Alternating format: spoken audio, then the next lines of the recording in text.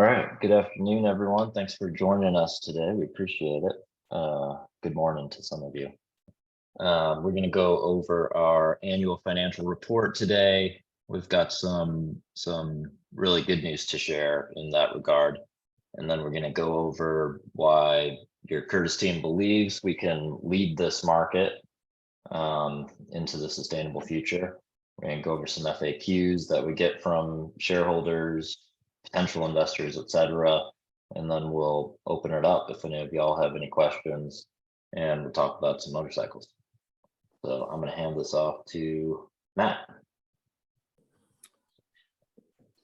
Ladies and gentlemen, thank you for joining. We appreciate it. I want to begin by saying that in 2020, we had sent a correspondence over to Livewire Harley-Davidson, their CEO and management team. And it was a blog post that I had written about desire under the title of The Opposite of Death, the old Tennessee Williams idea out of New Orleans. And about a year later, the CEO of Harley and the chairman of Harley Livewire agreed with that and said himself that the leader of the revolution going forward on for the electrification of the motorcycle, which is going to be the future of the motorcycle, according to him and us, that the leader would be the company that could best create ultimate objects of desire in the form of the motorcycle. So we agree on this, and their stock is skyrocketing. They're two American companies that are publicly traded that are electric only. Curtis, your company, and for those of you that are looking to new investors to come in, what we hope will be your company and their company, and their stock is, I believe, presently valued at something like 2.3 billion when I checked this morning, and we're offering shares at about 7 million.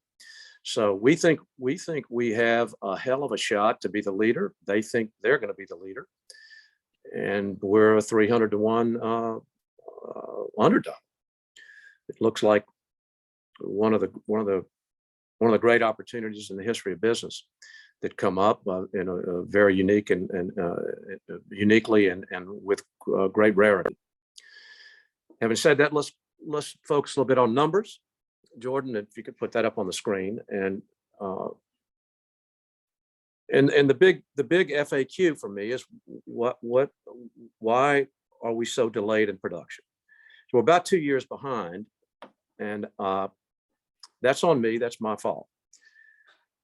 I made several final decisions along with our team, and I believe all these decisions were decisions that we felt were the right ones. The first one had to do with the patented axis-centered delivery of the power of the operating system for Curtis, which worked out great, the first symmetrical motorcycle. The next big one, really made for safety reasons, but it was possibly the more risky, which was the idea of running the energy storage system of a Curtis motorcycle in a fully immersed, it's all run in liquid, which again makes it much safer and certainly makes it run much cooler. You can run it on the dyno. We ran it on the dyno flat out throughout a full charge, and you could touch it. It doesn't get hot at all. So thermal management is phenomenal. I believe it's the first transportation device to use that. And then, of course, we have this radical way that JT came up with to adjust all the suspension. So essentially, I could have the bike fitted to me perfectly and leave it to my granddaughter, and she could change rake trail, riding dynamics, ride height, wheelbase, etc., to suit her needs, 50 years from now. So it's a forever riding experience, and it can fit numerous people in one motorcycle format. So it's a very, very progressive way to create the future of motorcycle riding. And we believe it's the first true luxury motorcycle. Now, we made a move, but it was my final decision to also work with a new company on the manufacturing side. And they came to us, it was a little over 4 years ago, and they wanted to work with us as production engineers.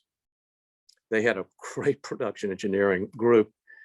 They wanted to build this motorcycle for radical scale And I told them that I was interested. They wanted to put about a 22-24% VIG on parts, which was quite high, versus us working directly with individual makers, which is the way we'd always made our billet motorcycle format previous to that time.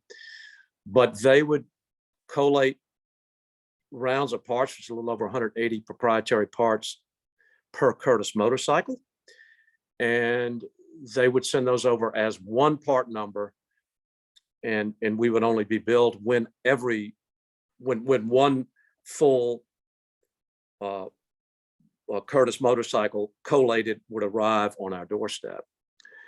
And unfortunately, in late 2021, that company, which was launching with what is called a SPAC, that SPAC was unsuccessful, and they ended up not raising the money they needed, and they sent us quite a few parts, but they did not send us all of the parts, and then they liquidated.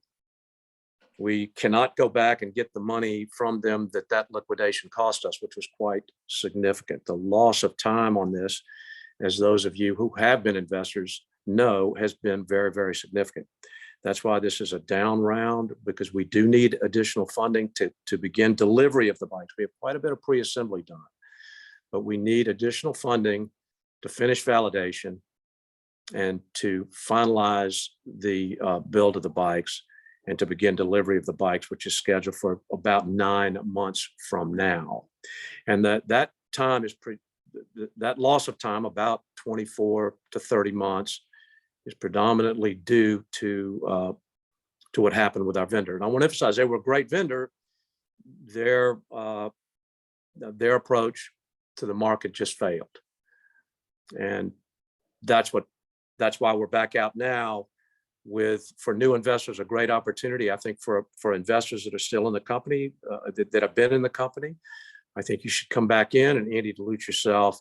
We need about 1.65 million to begin deliveries, and I believe we can. Our goal is to get that in by July 25th, and I believe that's a goal we can achieve.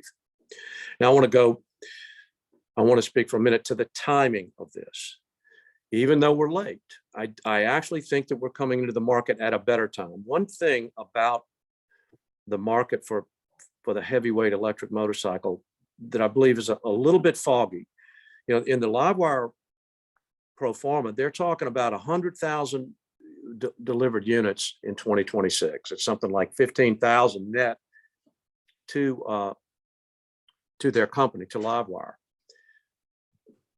And our plan is to make 30 bikes in 24, 40 bikes in 25, 60 bikes in 26, and then about 750 bikes, 720 bikes, something like that in 27, and then to grow 20 to 25% a year annually from there. There's absolutely no doubt that we are in a market that is going to explode. The reason the market is valuing Livewire right now at $2.3, $2.4 billion is because the market knows that the electric motorcycle is the future. We have the most desirable one. That's what we all agree is necessary to be the leader. We certainly have the best brand and the sexiest product. I believe we also have the best planning. I can't find all these sales of electric motorcycles. I don't see more than maybe 150 million, Jordan. I mean, we've looked I'm looking at these. I'm looking for the press release from Zero that says we just did $100 million last year, whatever, but I just can't find it. I go on Cycle Trader, and there are 1,000 of them out there selling at discounts. So I think that the market for the electric motorcycle, and let's talk about 600, 700 cc and above relative to ICE. I believe that market is akin to the automotive market before Tesla's Model S. So you're looking at the Leaf, the Nissan Leaf, and the Chevy Bolt back a decade or so ago. There's just not really a desirable product out there yet. And that's what I think the CEO, chairman of Livewire meant. And that's what I mean and what our team means. The market begins when somebody comes out with a truly desirable machine. And who's the market for this machine? It's the luxury market. Everybody is in this premium market in the $20,000 range. Only Curtis is in this very high-end stratospheric $100,000 motorcycle range, which is the right place to launch. And we only have 130 of those. And we have, what is it, Jordan? 2,000 qualified expressions of interest. I've got about a dozen people that have told me they're going to buy but haven't sent their money, that I've sold bikes to before myself, that I know. And a lot of card ads, and there's just a lot of interest around this motorcycle in this, no pushback on price. Folks, when you see the bike, you don't question the value of it. And going back to the silver lining about what has happened with our balance sheet. So if we could put, Jordan, the balance sheet back up. When we begin deliveries, we're gonna, the worst thing about the balance sheet is the current, let's see.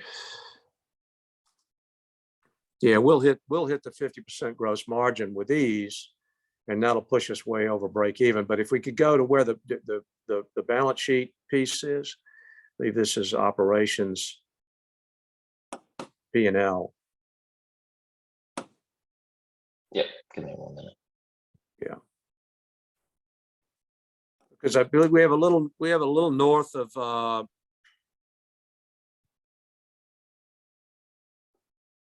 this doesn't have it, but we have about 500,000 of deferred revenue. Those are prepays on the bikes we pre-sold, which is about 30 motorcycles, something like that, the first year's production. But there's an amount of about 20,000 per unit, something in that range, that we don't owe. So we're gonna make that money back on as deliveries begin. That will come in as cash to the company. So while we may have, and I wouldn't say we may, I would say we have lost tens of millions of dollars in market cap because of the delays caused by the decision to go the way we did, and the breach caused by the failure of our vendor to perform. The silver lining is that once deliveries begin in 2024, we're gonna, a year from now, when we have this meeting, ladies and gentlemen, it's gonna look pretty damn good. We're gonna have some of the highest margins in the history of motordom, if not the highest. And then I just want to finalize by saying that the pre-production battery packs are done. All of the bases are touched on getting into production. We need to raise about 1.65 million minimally to achieve the cash we need to begin deliveries. And then I think this little company is going to make it rain. I believe we already are the leader. I personally believe that Mr. Zeitz may have been persuaded by the writing we sent to him about Desire being the leader. And I believe that when it comes to Desire creation, Curtis is in fact better than anybody else. I believe we've already proven that with our quite lovely motorcycle, and we owe a lot to JT on that, but also a culture of creating some cool motorcycles. And here's a visual of it. I kind of like the little Del Mar live wire. I think it's the best thing they've done. And if I were buying an electric bike other than the Curtis, I'd buy that. But it doesn't stand up to what we've got. And I want to emphasize that one of the things we gained from working with our vendor that did liquidate is everything you see in our bike is made for radical scale. This isn't just a bike where we designed it to make a few hundred examples. We spent the time and the energy to scale the hell out of this thing. So over time, slowly and incrementally, we'll be able to compete on quantity with our superior form DNA, and technology. And I also want to open up to the fact that the journey, it may be us going all the way to being a $1 billion company as we more or less exist by with our shareholders and us moving the company to NASDAQ, or maybe we'll be bought. Either way, I believe that this is a tremendous opportunity, and I certainly hope that for everyone that gets this video, that you take a hard look at this unique investment. Obviously, the market has spoken with Livewire. They like the idea of the electric motor, the exclusive focus on the electric motorcycle. Yeah, I strongly urge that luxury as a starting point, kind of like what Musk did with his Roadster, which was $120,000 little $40,000 Lotus with electrification. That's kind of where we are today with our first motorcycle. But when we get to C2, C3, C4 down the line, we'll begin to lower the valuation. So we'll start off with ultra high net worth, 30 millionaire and above. Then we'll go down to 10 millionaires, 3 millionaires, and 1 millionaires, and then aspiring 1 millionaires, ultimately having a Curtis motorcycle for every type, taste, style, and pocketbook. So, Jordan, did I miss anything here? Do we want to go to questions? And I think you covered the broad points. We have some FAQs that we get a lot by shareholders and potential investors. So I think if you go over this, that would be helpful for a lot of the people watching today, and then we could open it up to anything else anyone has. Well, one thing I wanted this first one, do you foresee any more delays? I know when we complete this funding round, we have a gentleman, Jody Shadden, who's on the screen with us, and he's a new investor in our company, and he brings a tremendous. We've been talking to Jody for a while. He brings real skill sets on the CTO side of this, and he also is in Santa Barbara, where he's going to help us with our California-centric sales model and distribution from his home, and that kind of fills in the gap for something that's important to the passion-laden organization like Curtis, which is to bring people in that really are true believers. And Jody and his team are coming into work. They're putting in real money, and they're also coming in to work and to do their part for equity in the company. And that's something we haven't had before, with the exception of JT Jordan, myself, Jim, the people that are involved here. And we believe that's a real critical part of it. In other words, if you want to create desire, what is the root of desire? Real passion. And passion is kind of an organic thing. You either feel it or you don't. And we've got that.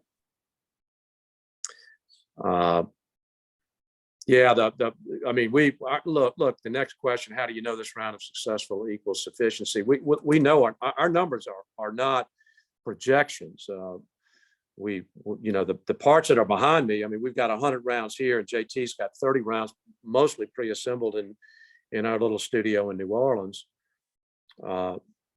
Parts are amazing. We iterated and iterated against those parts, and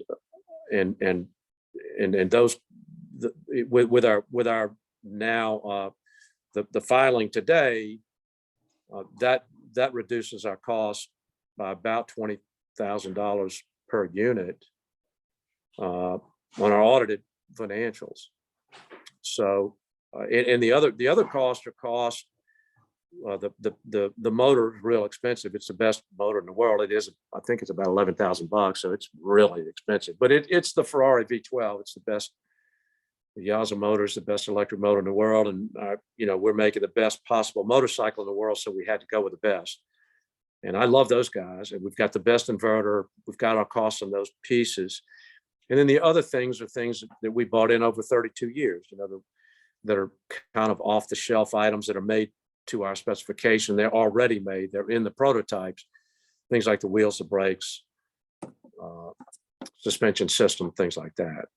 So our numbers are not projections; they're hard numbers. And you know, the next query, short term versus long term.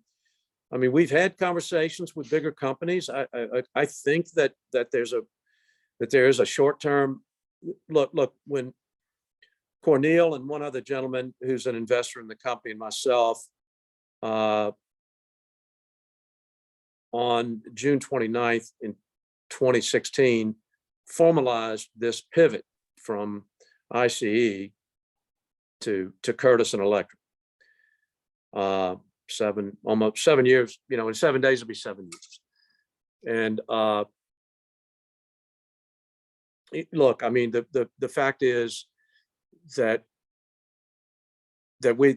long term, if we hold on to this and go blow it out to 2050 and we become the leader, and I believe we have a hell of a shot to be the leader of the future of the motorcycle, which will be electric, then we're going to be a multi-billion-dollar company that you can buy now for 7 million. So the multiple would be insane. But at the same time, when we did build the foundation for the company, the cornerstone was sustainability. And there are brands like I really believe that for passion and desire, we're the best. We're better than Harley Davidson Livewire. But when it comes to managing a brand and monetizing a brand, I think I mean, what Bluestein and Tearlink did in the 80s, they were a penny stock and they blew it up to $7 billion in 20 years. I mean, they're genius. What a gentleman like Zeitz could do to monetize our work, you know, may be better than we could do. And if they made us an offer and we decided that, and we very well may be, we would have a shareholders meeting. And I think it's logical that they would say, let's step aside and let them do it. And you know, but we would do real well based upon where you would be coming into this investment. And there are other companies that we've spoken to as well that may be really good at guaranteeing the sustainability of our work. What we want is for Curtis to be the #1 brand in the world long term. That doesn't mean that we're going to be there long term to get to that exit. So if you came in and you could make 300 times your money if we do it ourselves, but 30 times your money if somebody else steps in and does it, that's a decision for a later day. But I believe it's, you know, I believe that where we are today, the valuation is such that it seems to be a uniquely glorious opportunity. Now on this distribution and after sales, I want to point out that Jody, our investor and CTO out of Santa Barbara, is going to help us with the California centric distribution model. And we're going to look to, as we always did, if you go back and look at our older deck planning, you will see that we always wanted, and most of our sales now are positioned in and around that California market, which is where most of the people that would be attracted to the kind of product that we design, it's for that audience. So it'll be localized, and we'll be, you know, we'll have a couple of little Mercedes vans. We'll be working with these, you know, locally to take care of these people out there. And our planning is smart because it's only 30 motorcycles in 2024 and we make a little bit of money. Then just 40 in 25 and just 60 in 26. By keeping the number so small, it allows us to learn from our customers, to grow our thoughts on distribution. And we do have a big bang idea for distribution that we can't, in sales, pre-sales and marketing, that we can't let out of the bag just yet, but it's a good one. We've been thinking about this for 32 years. So it isn't like we just woke up and started planning on this, a short time ago. But the best thing about Curtis is the thinking small front end planning, but the sky's the limit backside. There's no reason why, look, I've said this to our team many times. Rolls-Royce had the same awareness as Ford 120 years ago. They had a different form of awareness. Ford was about quantity and Rolls-Royce was about quality. Rolls-Royce, I don't believe, did an excellent job of monetizing what they had in the marketplace. I also want to point out that in a way, we're really lucky that Mr. Curtis, and if you could put up that piece about, Mr. Curtis, the thing about 1.0 and 2.0, like Curtis 1.0, he laid the foundation for every ICE maker. And then he went off and monetized this airplane idea. He had made a hell of a lot of money. I don't know if people know, Glenn Curtis was one of the richest men in the country. He was a winner at business. Before he did that, he did, and then he just said the hell with it, and he just left motorcycle. He didn't monetize it. But he invented foundational IC motorcycle cycling for all these types. And I've been to the museum 3 or 4 times. He's got V4s and I2s and everything else. He made it all. 2.0 by definition is fluid and nonlinear, and that's where the eclectic team of Curtis 2.0 comes in, and what we've done, and why our bike is essentially the same thing his bike was, only for the new future, which will be, frankly, much more glorious and better. The riding of the motorcycle is so, it's the first luxury. You just can't jump on top of one of these ICE things, and they shake and shunt and they're hot as hell and everything else. And it's just impossible to get the luxury experience that you can get out of what basically the Curtis team has created. So we can thank Mr. Curtis's inspiration. And if we could go and kind of flip through just the pictures again of where we are and where everybody else is, where Livewire is. Okay, you're here. And we also do think one of the things that Teerlink and Bluestein did when they went from the penny stock to the $7 billion stock is they created a new audience. And that's what we intend to do. So there was a time when I started riding. I got my first Harley was pre-AMF, and it was unbelievably cool, and I loved it and changed my life. And they didn't really create a new desirable product, Mr. Teerlink and Mr. Bluestein, but they came up with a plan to monetize the hell out of the desirable motorcycle that already existed, and the legacy of the Wild One and Easy Riders and all the bikers that had those bikes. But CPAs, lawyers, and doctors were not riding Harleys then, but they made it cool for those kind of people to buy bikes, and they made a fortune selling to that new audience. And we believe there's a new audience for us that will buy our bike that maybe doesn't even, I don't know if Miss Barrett GM ever even imagined that she could have a motorcycle, but I'm telling you that the Curtis is as easy to ride as a bicycle, and she could ride the hell out of it, probably better than me, and would look a hell of a lot better than just about anybody on it. So I think there's our planning is to find new people to come into this market, and I'm real comfortable that we can do that.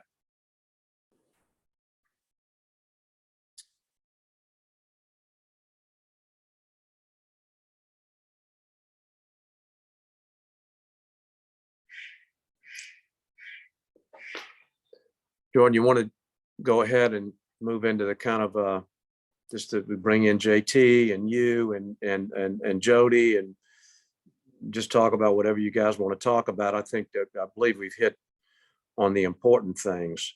The end result, the key for us right now, close this portion of it on the numbers, is sustainable growing cash flow from 2024.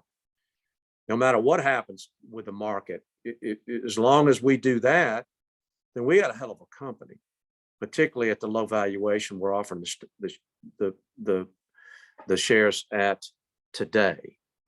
And that's what we're going to do. And we're the perfect team for that. I can speak for myself and say these bikes are less than half as difficult to make as the other bikes. And we made an average of about 40 to 45 of the ICEs. So building 30, 40, and 60 motorcycles over the next 3 years is a challenge that we're up for. And we have some pretty good bandwidth. We have a lot of people sitting on the sidelines ready to jump in, as we, as we see here with Jody just coming in now, and there are other people that want to roll up their sleeves and come in and help us. Yep. If anyone in here has any questions for us, feel free to hop in. In the meantime, Jody, maybe you could give our investors and shareholders a real brief overview of the experienced team you're putting together for this validation and tuning program.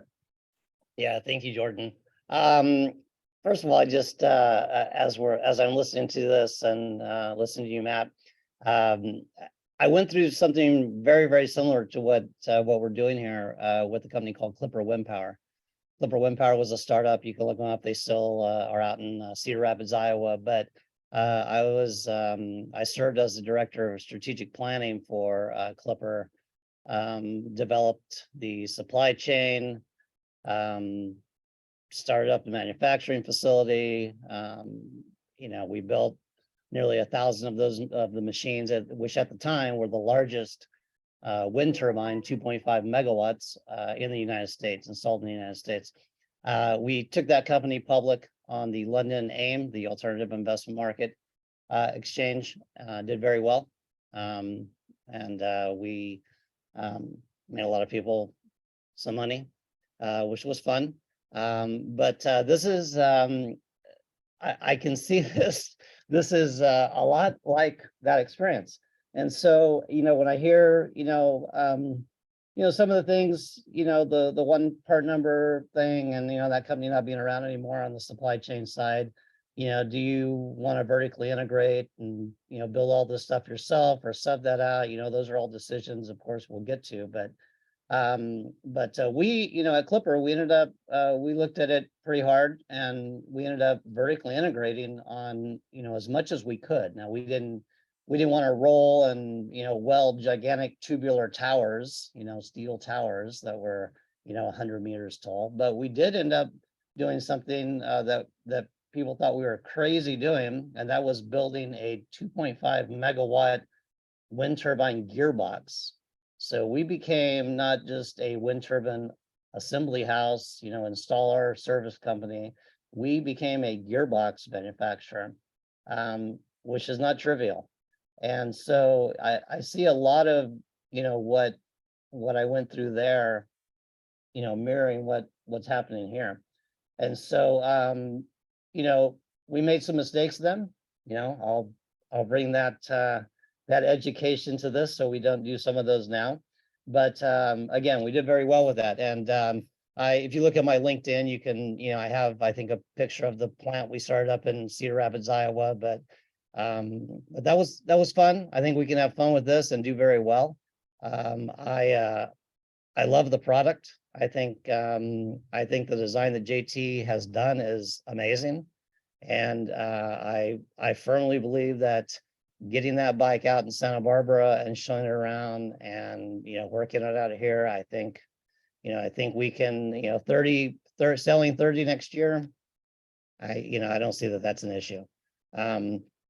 But there's some work to do. So the team that I have in mind to work through some of the technical issues, get the bike, operating properly, tuned properly, operating in a way that we all want it to operate. There's certain specifications and requirements that, as this team, we need to figure out what those are, and some of them we already know, some we don't, but we'll work together and make sure those are implemented into the bike design and operation. But yeah, so I've been in wind renewable energy, specifically wind power, for 35 years. I have another startup that I'm doing now with selling wind turbines, smaller versions, not the gigantic megawatt scale, a little bit smaller, but that's in process as well. But we, you know, this is not so different than, you know, again, what we did at Clipper. And I can see the trajectory, you know, can be very similar as well. I think you showed on the slide, Jordan and Matt, I think you showed going public something in a couple years, maybe 2026 or something, I think it showed. So Clipper, we kind of really started in, you know, 2004. We had a prototype, and this is you know, prototype 2.5 megawatt wind turbine, the largest in the US at the time. A year later, in 2005, we had the supply chain up and running in 2006.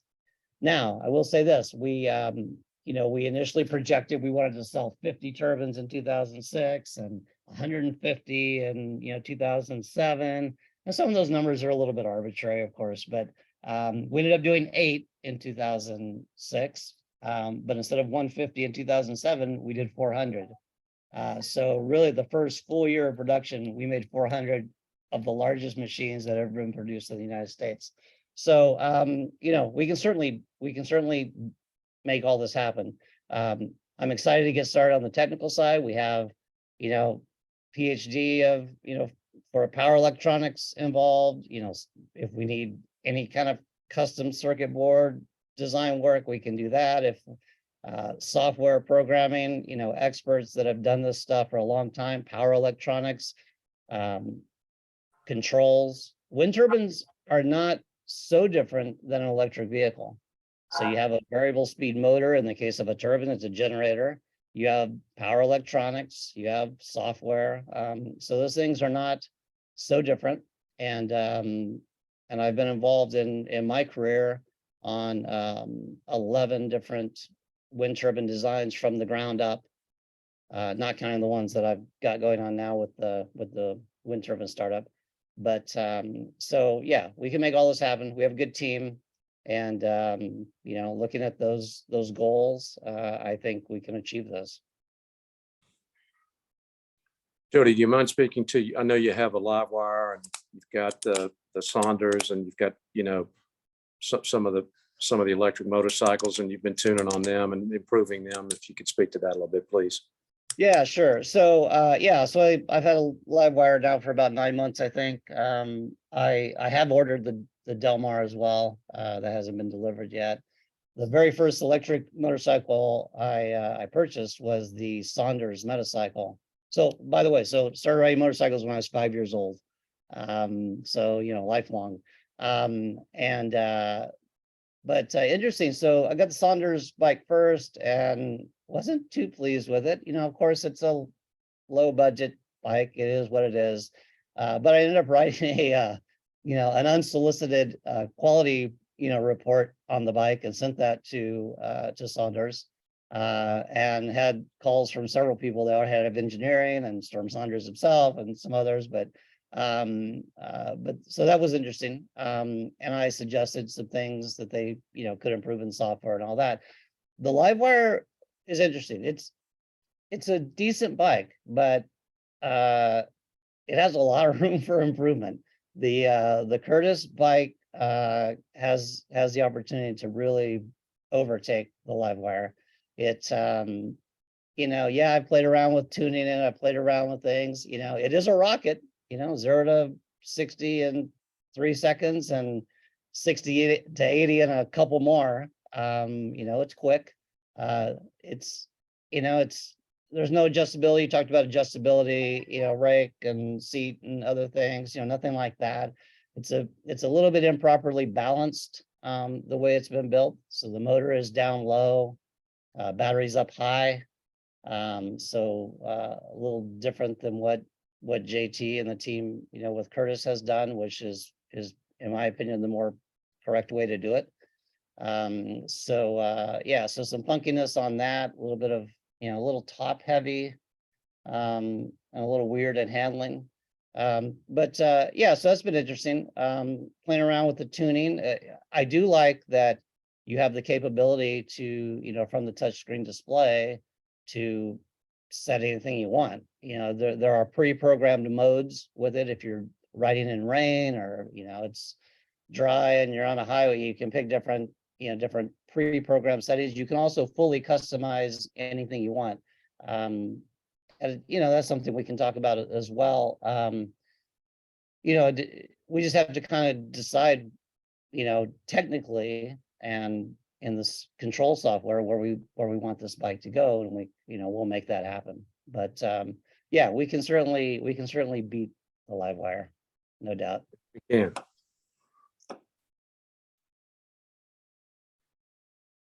Thanks, Jody. Thank you. We've got a couple questions rolling in from shareholders, investors. Sharad asks about pre-sales. Matt, has Curtis developed a list of back orders, customers who have made deposits and will be part of the first 30 customers to buy the Curtis One? If yes, how many customers are on the list? I'm thinking in accordance with the audit, I believe it's about 32 or something like that. And that's in that, and then that's part of that deferred revenue account, which is in the current liabilities. So the first year is good. The Deca business, our company has sold a little north of 1,300 bikes, and those range anywhere from about 35 or 40,000 back in the 90s to the more recent sales in the mid 20 teens were north of 100,000. So we have that clientele. We sold bikes for over 150,000. So one of the things about this that's kind of weird about the transition, and in that Bloomberg interview with Matt Miller that we're going to release today, Jordan, I talked to him about it, and he was, yeah, that's true. He has an electric bike.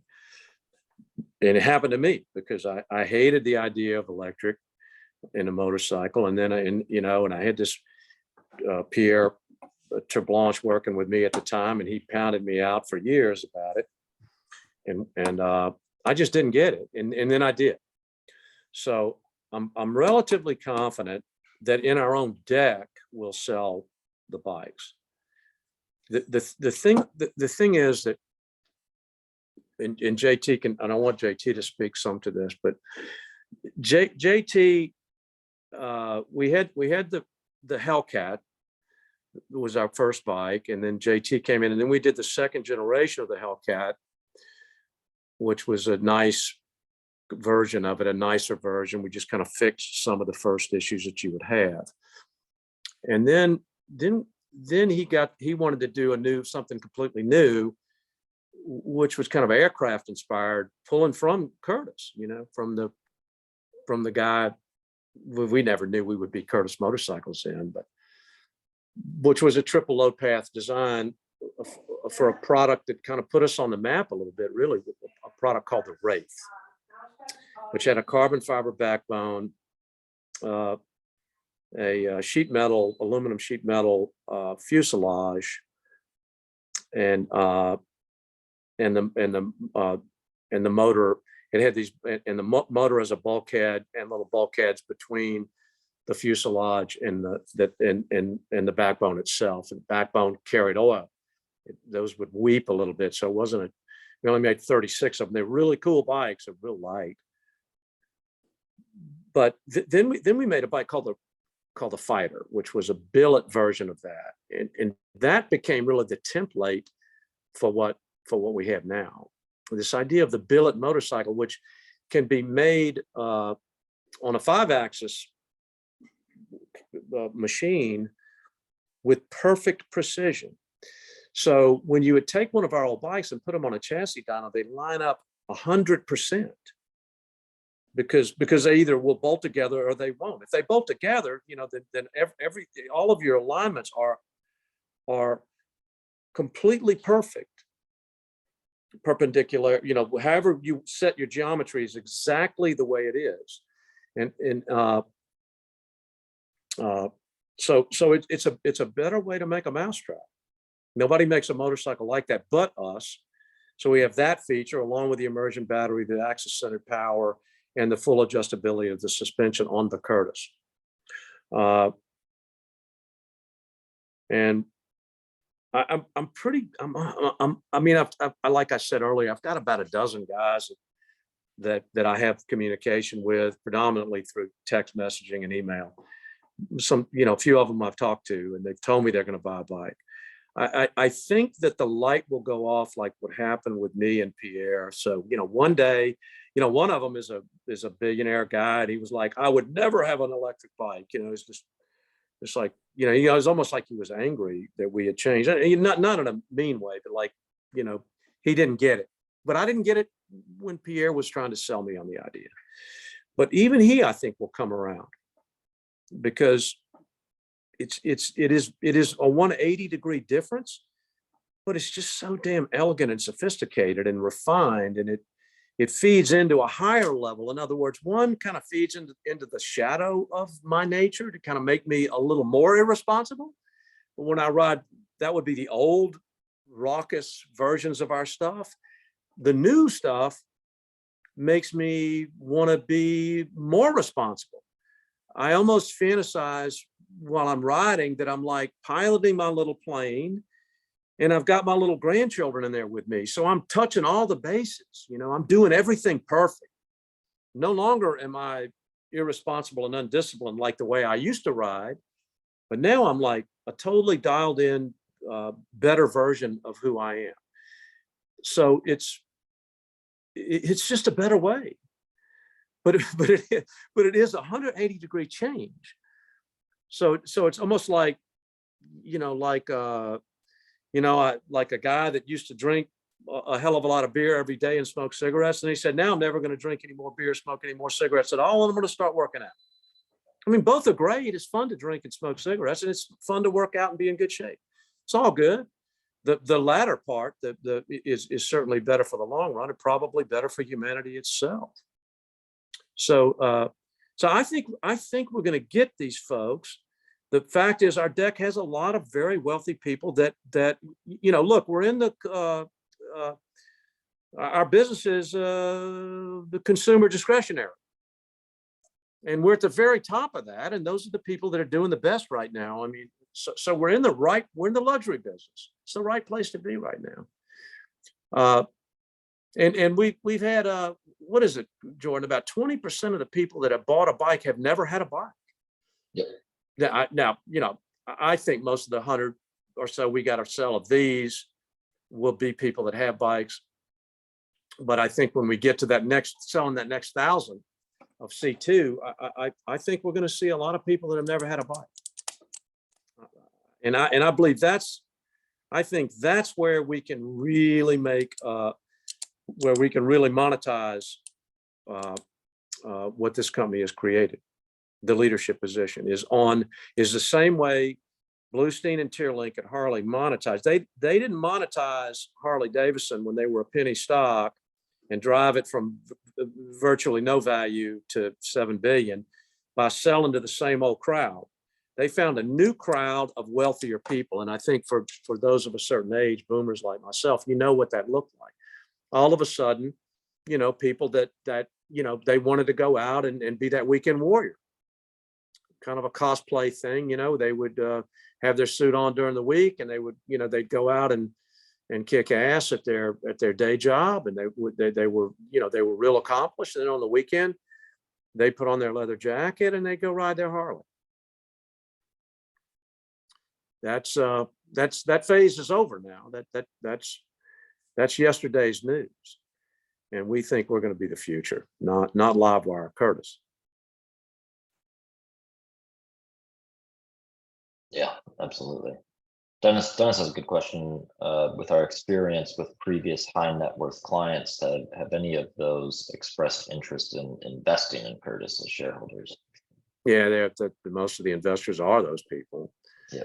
I mean, we're kind of the people that have invested in the company are mostly the people that have Customers. But yeah, that's kind of every. That would be the Enzo Ferrari story. That would be the Rolls-Royce, Bentley, what kept them going before they got bought out by the Germans. I mean, Lamborghini early days, that's a fairly common tale when you have when you have an interesting product that that the world's most accomplished kind of makers and shapers get. And then when they get it, they're like, oh, this really is good. And then they want to help. So yeah, we've got that. That's Dennis it's a good question. Yeah, that's predominantly how we got where we are. And we certainly appreciate it. So it's a great client base to have. And certainly in today's marketplace, I think it's, again, going back to the timing issue, it's perfect. It's perfect for the time. Rod had another question. Sometime back, Curtis was evaluating 3 or 4 companies to help with PR and other market awareness. Did Curtis select an agency, and what has that team done so far? Yeah, we've used a couple of companies. I'm not sure. We haven't really.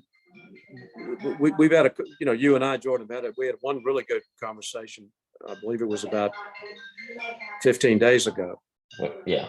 But no, one of the great things about having a broad base of shareholders, anybody out there, anybody that sees this, let us know if you have the right person, because the public relations side for us, we think is huge. Kind of in the same way that Mr. Musk did it. We want our product to speak for itself. And so we're not looking to spend a lot of money on marketing at all. And public relations would be the logical best way to get the message out there. Product led. The best product wins. Desire wins. We agree with Livewire Harley-Davidson, and we think we have the most desirable product. So I guess maybe I can clarify. This is Sharad. There were like 3 or 4 teams, maybe out of college. They were doing some brand awareness. They were pitching, some option that Curtis could do, like road shows and kind of stuff. That's the context of my question. I think some of them pitched, hey, for $1 million, here's what you can do. Here's what you get out of it. So my context was that.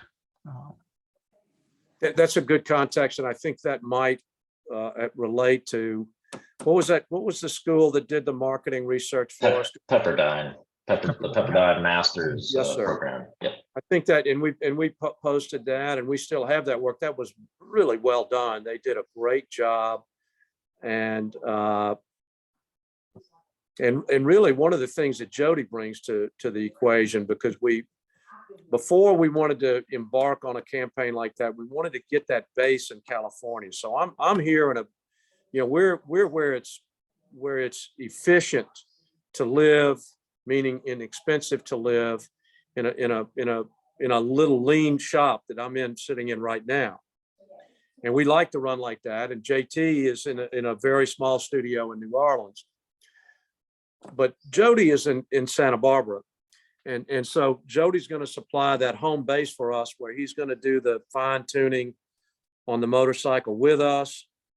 And at the same time, that'll get us out there and where the real market is, where the ultra high net worth people live. I mean, you're not going to sell a lot of Curtis motorcycles in South Louisiana or right outside of Birmingham, Alabama, but in and around Santa Barbara, you're right where the client is. So now so once we get, we believe this round will wind up on or before July 25th. When this round winds up, we're going to immediately relocate the fine tuning and the finalization of the validation to Jody's shop. And then we'll be based really in Santa Barbara. We'll be preparing and at the same time, we'll start the manufacturing process here in the building I'm in now. And one of the gentlemen that's on the line, Philip, who is the lead investor, is going to work with me to build the bike. So we're going to, it's going to be lean and mean in a good way, with people that love the motorcycle, building them to the highest standard. I'm talking about quality that would make Rolls-Royce blush, and the fit and finish is that damn good for a small batch one thing JT insisted upon with our vendor that didn't make it is iteration after iteration after iteration. I've never made a motorcycle anywhere near the caliber of quality of this one. I mean, I'm proud of all the bikes we made, but they weren't like this. This is another level up. You would think that we'd built thousands of them. When you see it, the parts that are in these crates are the parts that JT's unpacked, which are the same parts as these at his shop in New Orleans. I mean, it's substantive, the quality.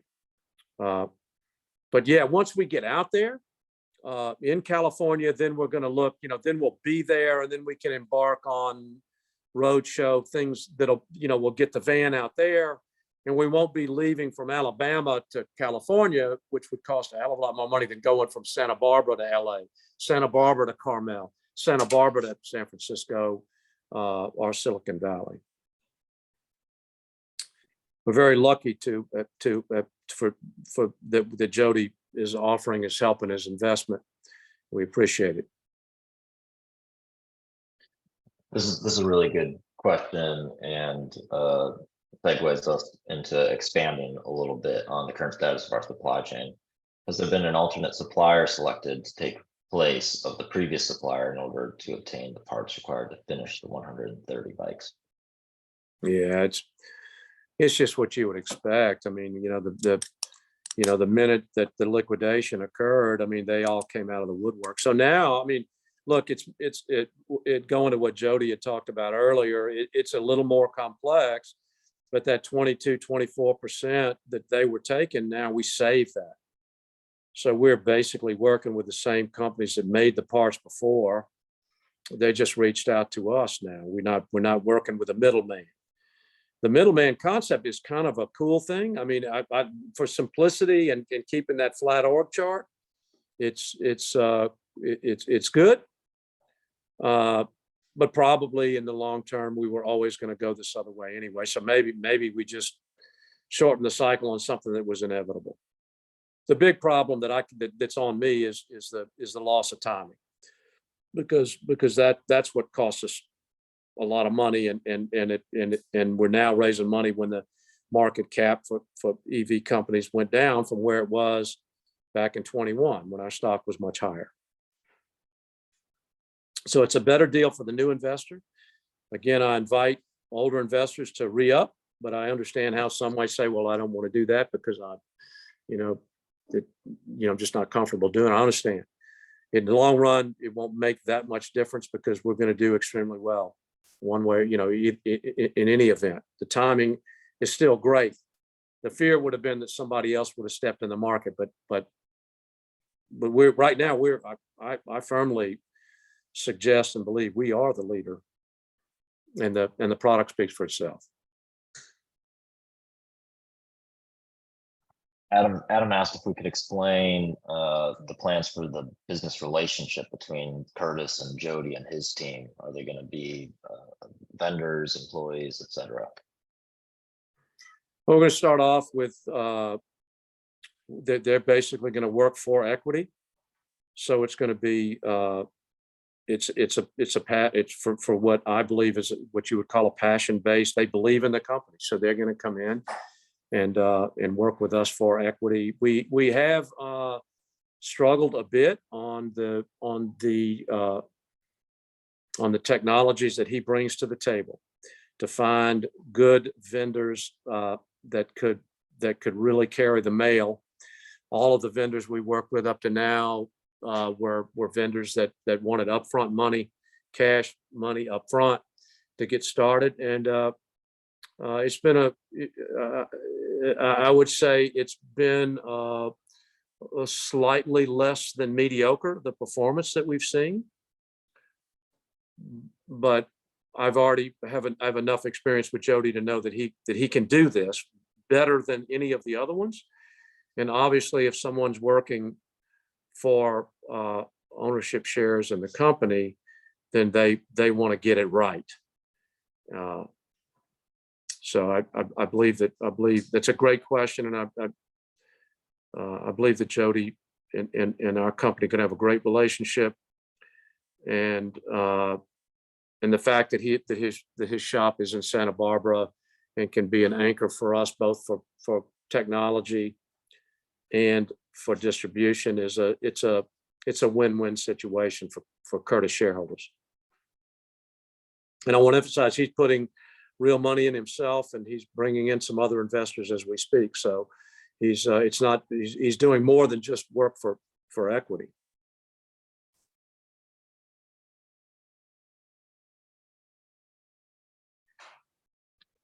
Neil's asked if we're considering planting our product into movies, TV shows, etc., for mass exposure. Well, I certainly hope so. But I think once we get into Santa Barbara, as I think Jody alluded to, I mean, the key is people seeing the product. JT and I have had the most experience in the saddle of the Curtis.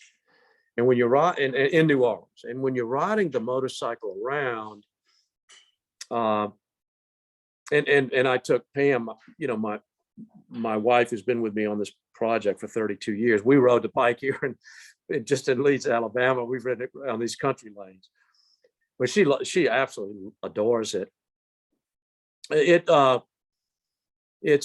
right on the zeitgeist, folks. When people see it, the quietness of it and the look of the bike, and I bragged about this to Jody yesterday. I mean, look, one of my favorite automotive designers is a guy named Virgil Exner, who invented suddenly it's 1960, 1957 Chryslers, worked for a guy named Raymond Lowry at Studebaker, and then went to Chrysler.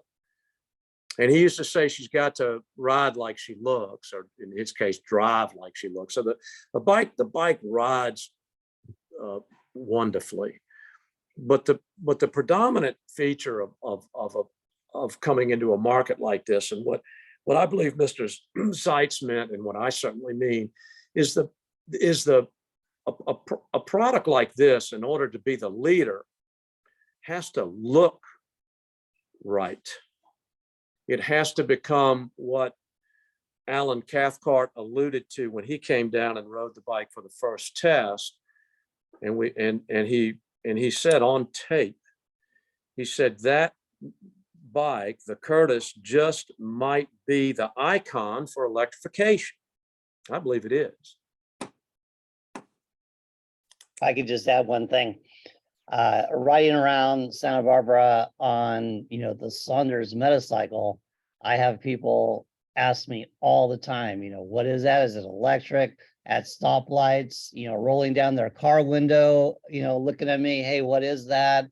Same with the live wire. It will draw a lot of attention. This bike, I mean, we all know it looks amazing. And, you know, once the performance is there, this thing, being in Santa Barbara is the right place.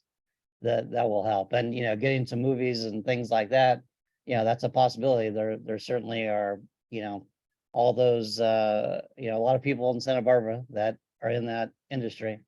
And, but we'll get a lot of publicity in Santa Barbara.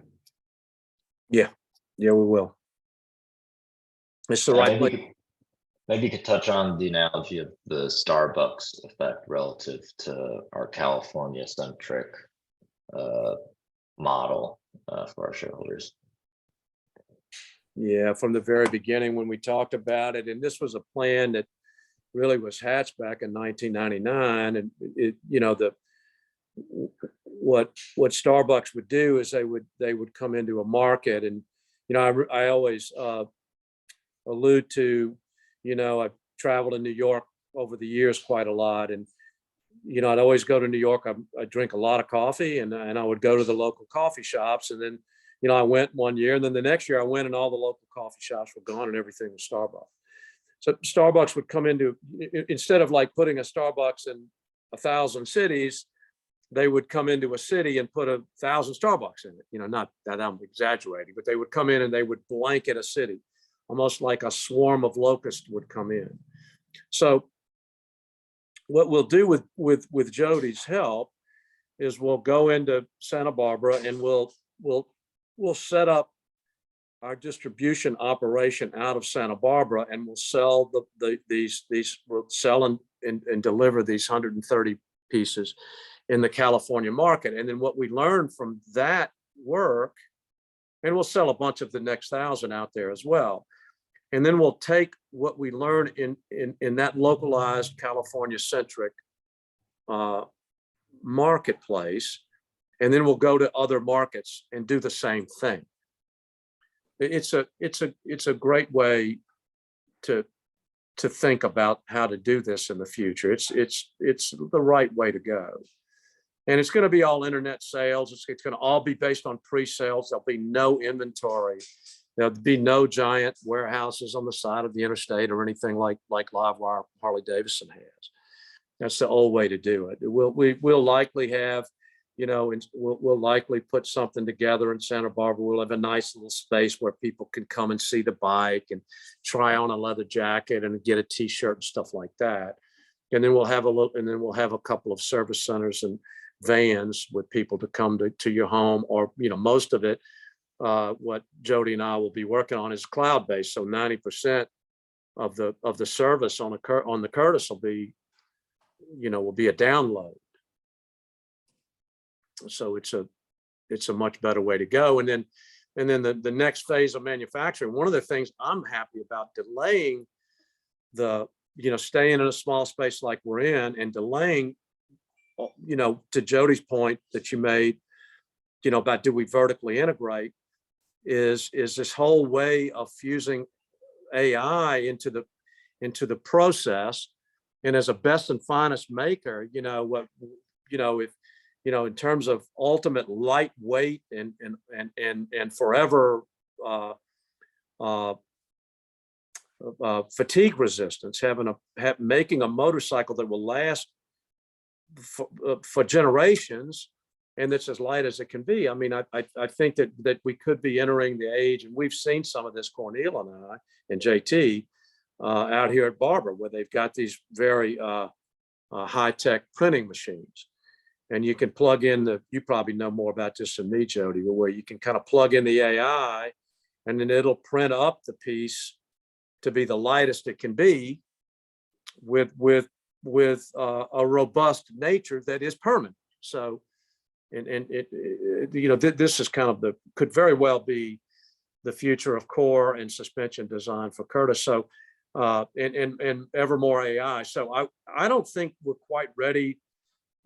Even if we went out and tapped into the market as an IPO in NASDAQ in 2025 or 26 and had 100 million, I don't know that we would want to go and immediately, like Livewire is doing, go out and set up a factory and build 100,000 motorcycles. I think I would want to wait, see. I don't.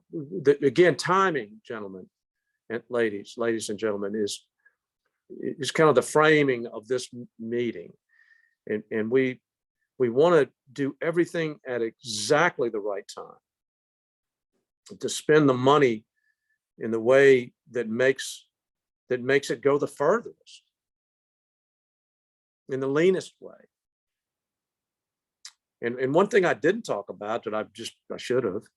But when you go through our numbers, when you look at our filing, we always say, it's our validation numbers of what we spend are right on the money. And we're the only company like that. When you go, I don't want to be negative, but I look at every other company's numbers that I can get my hands on, and they all say, oh, we're going to lose this much money. And, and then they lose twice or three times that much. Some of it is, is just, I don't know. It's a lot. Our friends that Livewire have a lot of money, but man, they are losing a lot of money, and they tend to lose a lot more than they project they're going to lose. And then when you go over and look at in the automotive sector, when you look at Rivian and you look at Lucid and you look at the bleeding, it's look, we're small and we're not as pedigreed as some of these others, but our planning is smart. It's better. It's better than theirs.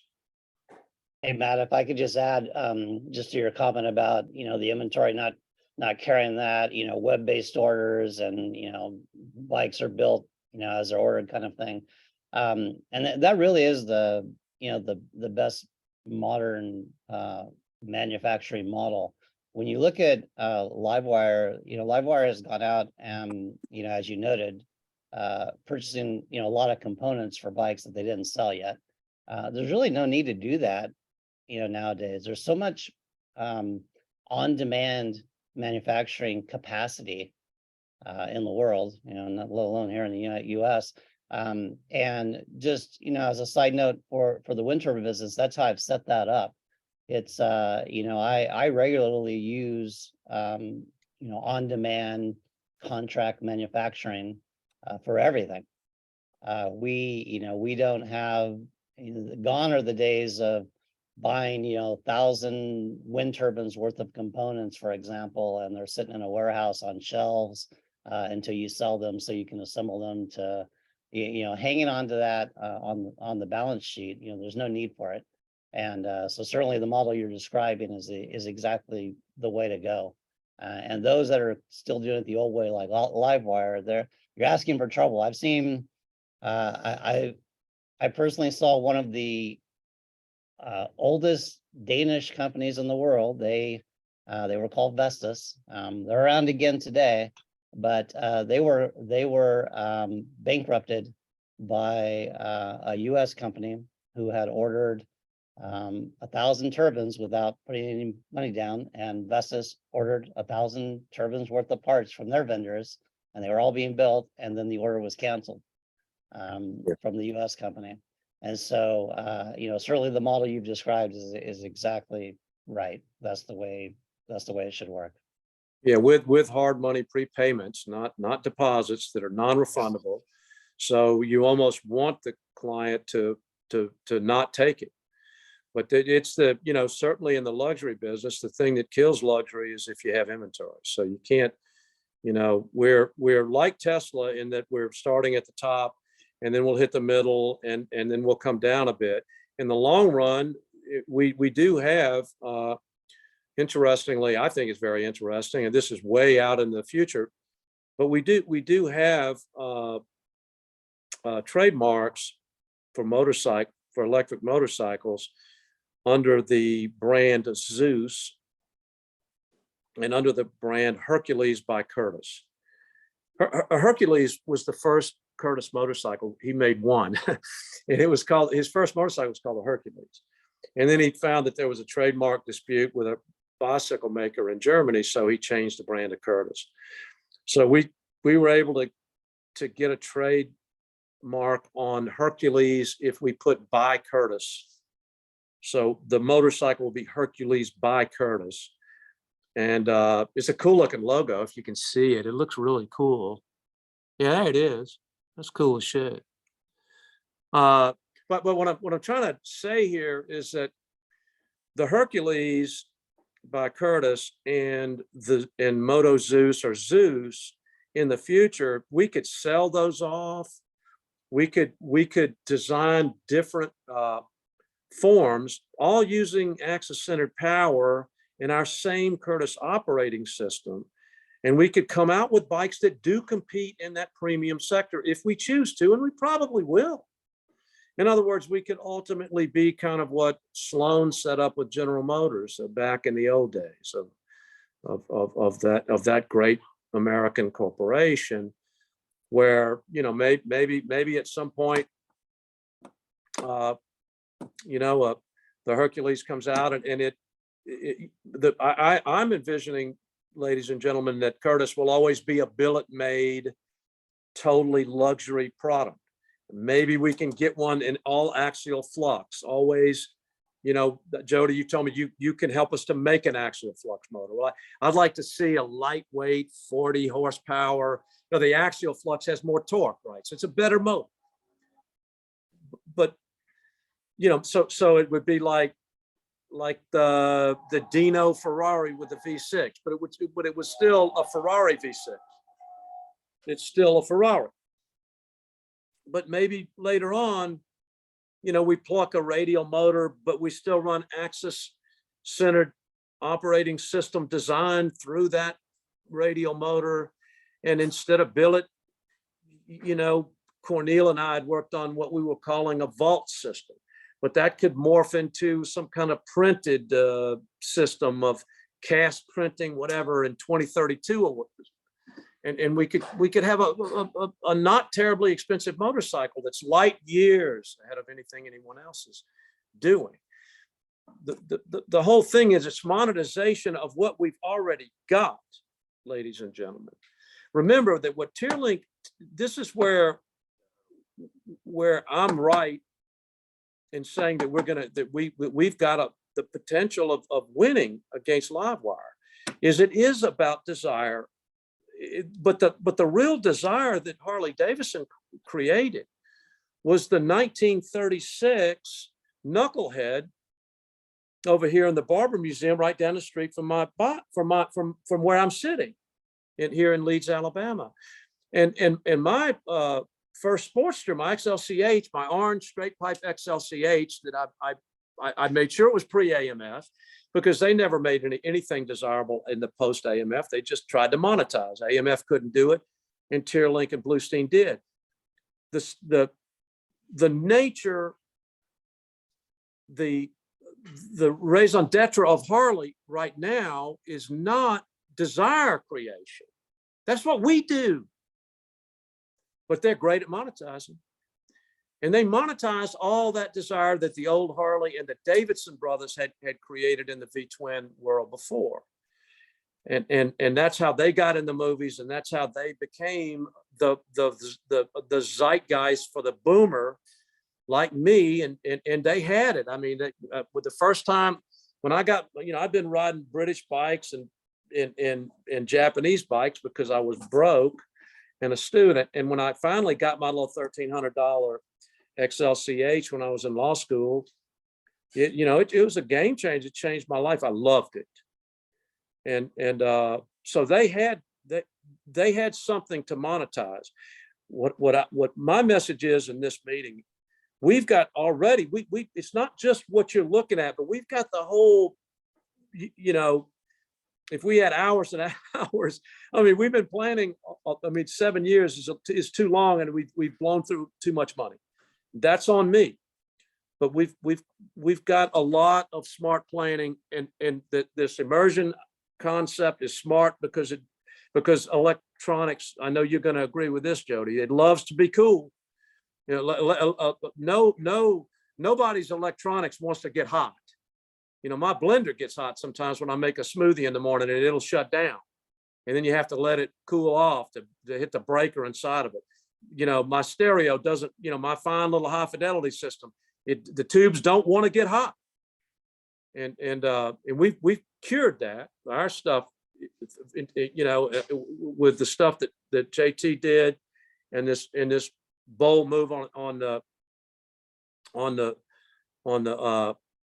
immersion system, where everything is running in full liquid. It just, the thermal man, it's just unbelievable. You don't ever have to worry about your girl burning herself or anything. I can tell you that.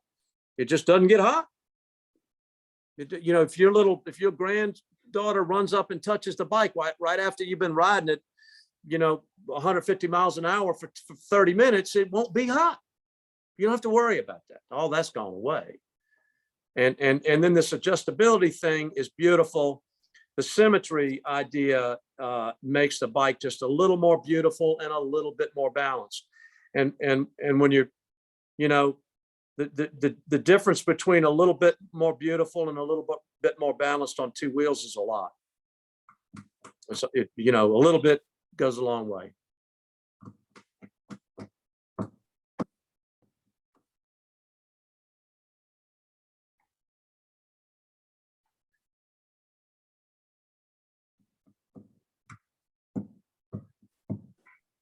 Does anyone else have any more questions? Anyone that's on the line right now wants to hear from anyone on the Curtis team?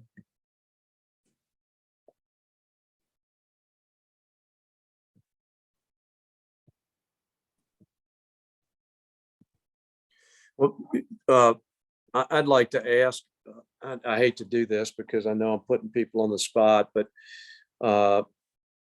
Jim, if I could just get, I know you've been, Jim is on our board of directors and he's been with me for many, many years and he probably my best friend and he's, always had my back and I think he's a great man. And, if you wouldn't mind, just talk a little bit about just anything you feel like saying, about, your experience with the motorcycles. Jim is a great racer. He raced for, I guess, with Solitude at 180, took our crazy designs when they would come right out of the oven and just bring them out there and run them as hard as they'd go. And so if you could just speak a little bit to your experience, please.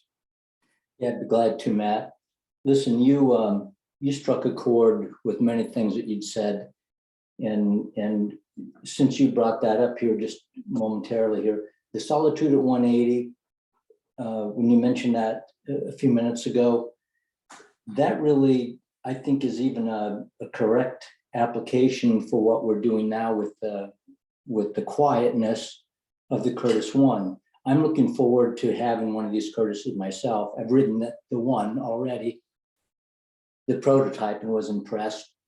But there's a large part of me that really likes the noise and complexity and the visceral, guttural feel, sound of a traditional, conventional ICE motorcycle. I like that. However, we're looking now, I think, and this really gets me stoked, with that solitudeness in that ride. When I'm out in the country, when I'm riding the twisties, yes, it's fun to run through the transmission. It's exciting. It's very enjoyable. But what is missing for me, because I am one of these guys that likes to ride on my own, I like that solitude of that. I think this will take me to another dimension, the solitudeness of the quietness. And as JT has described before, instead of me being a slave to the bike is really going to serve me. And I think that's going to hit home with a lot of riders. And also, as you'd said previously, that you were slow to come around to the electricness of a bike. I've been the same way. And I still can't say I'm going to replace those things that I have, because I love riding these. I've got 6 Confederates in my garage, including my race bike. And I was out on my Confederado just yesterday, came back. It was a beautiful evening. I loved it. I loved every moment of it. And whether it's the G2 Hellcat or the Fighter or the Wraith, they all have something different about them. They have a different personality. They take me to a different place. They demand something different from me, and they give me something different that's back. They give me something back that's different, one from another. And so it's not just the accumulation of bike, it's the accumulation of the experience. And I'm confident, I'm certain that this Curtis One will do exactly that. I'm super excited about it.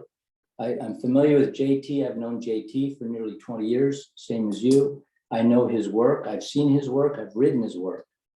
And it's transformed my riding years ago. You mentioned the Harley Davidson, the XL, CH. Same was true with Confederate, my very first Confederate. I was a lost man.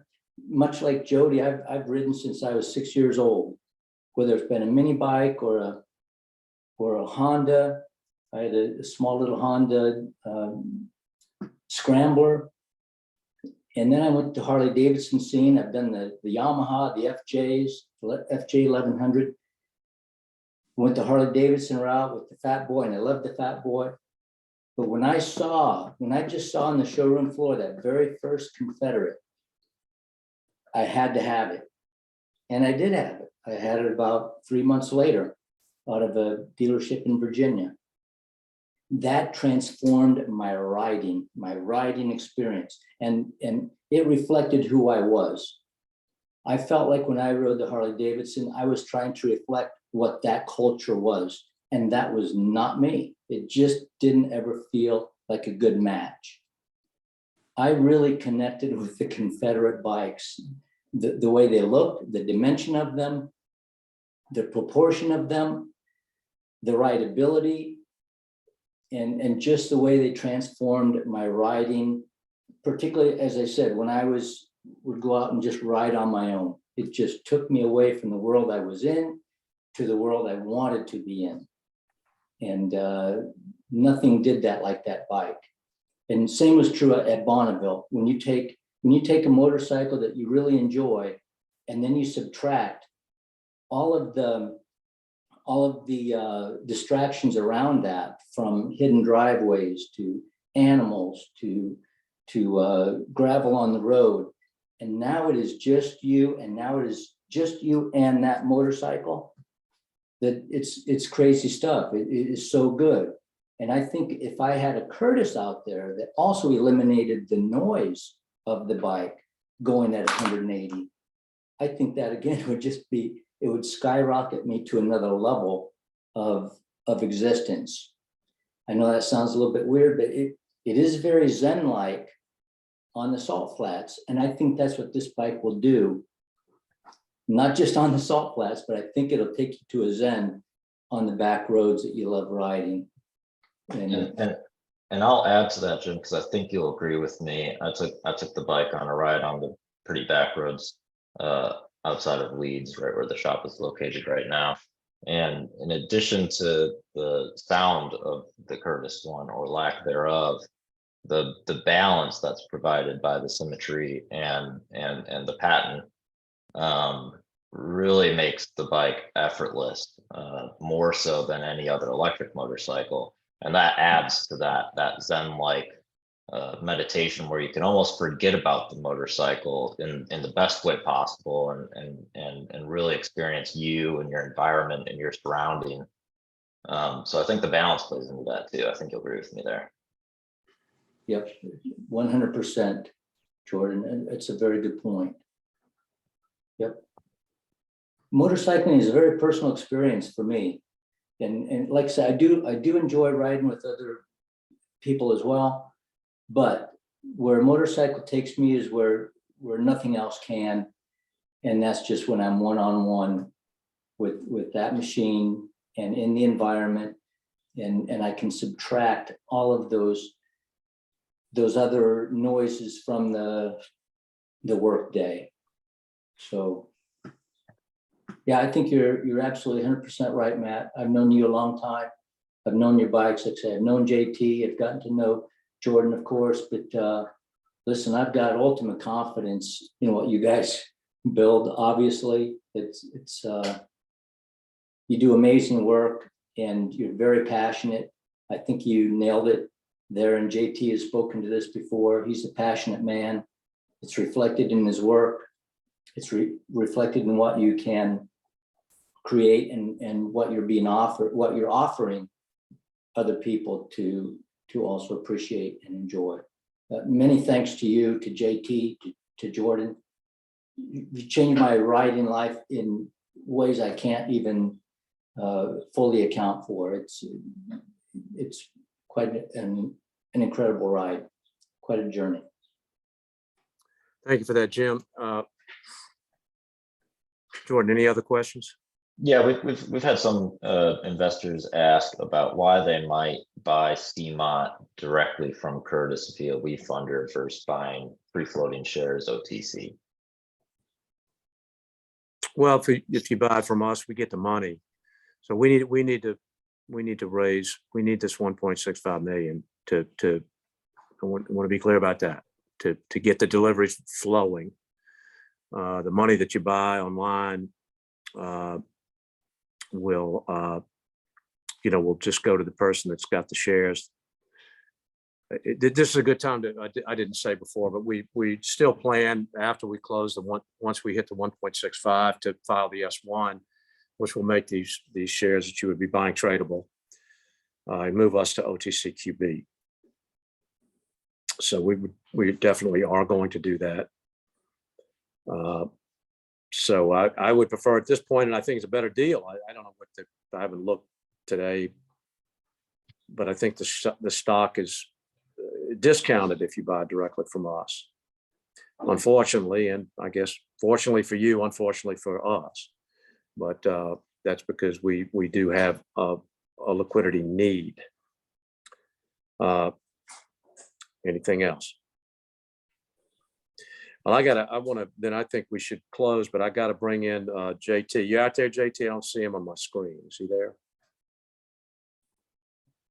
Yeah, I'm here. Yeah, I just want to say this. I mean, we, Jordan and I had played around with this. One of the things that costs us a hell of a lot of time, which I didn't mention to, I believe I mentioned this in previous annual reports, is we started off trying to do something with Zero. We made a bike called the Zeus, and it would have sold fine. It was the best electric motorcycle, but it was we went to the Quail event in 2018. Jim was there, and I got up and I made this goofy presentation. I'm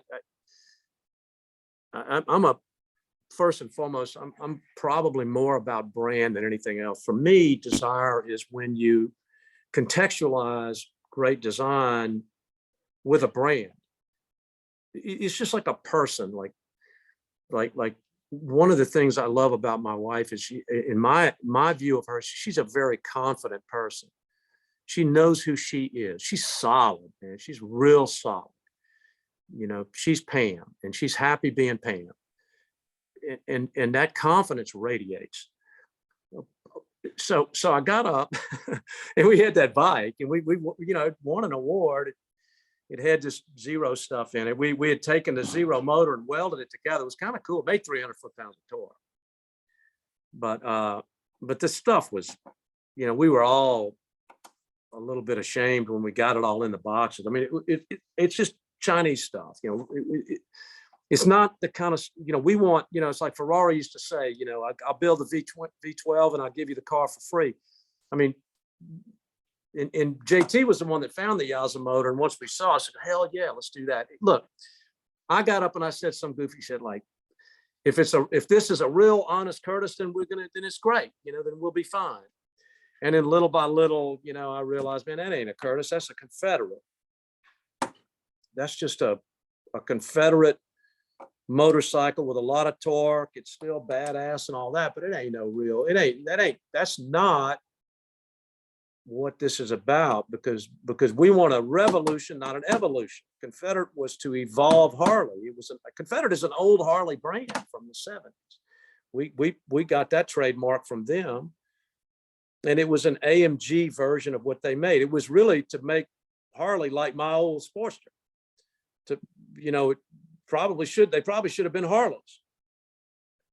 But what we lacked, and no disrespect to either myself or Cornel, is we needed Glenn Hammond Curtis 2.0, baby. That's what we needed. And then, JT kind of reappeared on my radar screen. I don't remember exactly how, but it happened. And then we made a deal, and he signed on for equity. And that costs us a lot of time, but it's one of the great decisions of my life. And JT, I'd just like you to bring it home, baby. You are the Curtis of motorcycles. Well,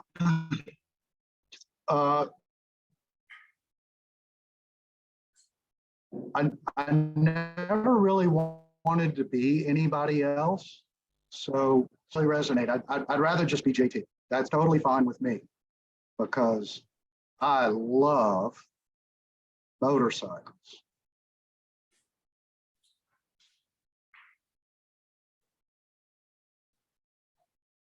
I like them that are powered by gasoline. I like them that are powered by electrons. I like them all. I don't discriminate.